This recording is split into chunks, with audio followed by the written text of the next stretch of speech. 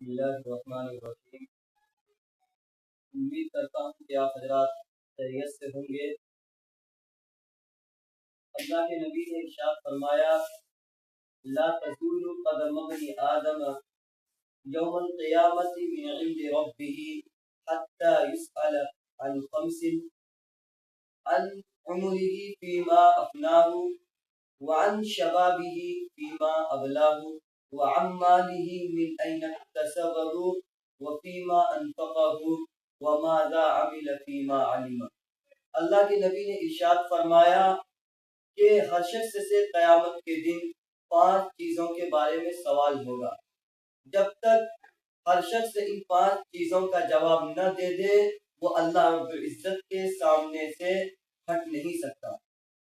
سب سے پہلی چیز جس کے بارے میں سوال کیا جائے گا وہ یہ ہے کہ تم نے اپنی عمر کو کہاں لگایا۔ اگر ہم نے اپنی عمر کو اچھے کام، اللہ کی عبادت اور بندگی میں لگایا ہوگا تو میرے عزیزو یاد رہے کہ ہم دنیا میں بھی کامیاب ہیں اور آخرت میں بھی کامیاب ہیں۔ اور دوسری چیز اس کے بارے میں اللہ رب العزت ہم سے سوال کریں گے وہ یہ ہے کہ وَعَنْ شَبَابِهِ فِيمَا أَبْلَاهُ، کہ تم نے اپنی جوانی کو کہاں لگایا۔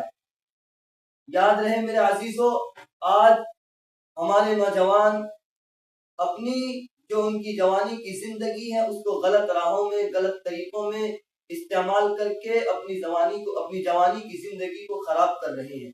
تو میرے عزیزو، اللہ رب العزت ہر شخص سے ان کی جوانی کے بارے میں پوچھے گا کہ تم نے اپنی جوانی کو کس چیز میں لگایا۔ اگر ہم نے اپنی جوانی کی زندگی کو اچھے کاموں میں لگایا ہوگا تو میرے عزیزو یاد رہے کہ ہم دنیا میں بھی کامیاب ہیں اور آخرت میں بھی کامیاب ہیں۔ اور تیسری چیز جس کے بارے میں اللہ رب العزت ہم سے سوال کریں گے وہ یہ ہوگا کہ وَعَمْ مَالِهِ مِنْ أَيْنَ اكْتَسَبَهُ، کہ تم نے مال کہاں سے کمایا۔ میرے عزیزو، ایک تو ہے مال کمانا اور ایک اس کو خرچ کرنا۔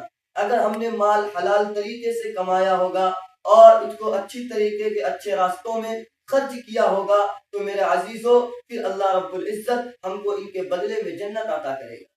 تو میرے عزیزو، تو مال کو اچھے طریقوں پر کمائے اور اچھے راستوں میں اور سیدھے راستوں میں اللہ کے راستے میں مال کو اپنے خرچ کرے۔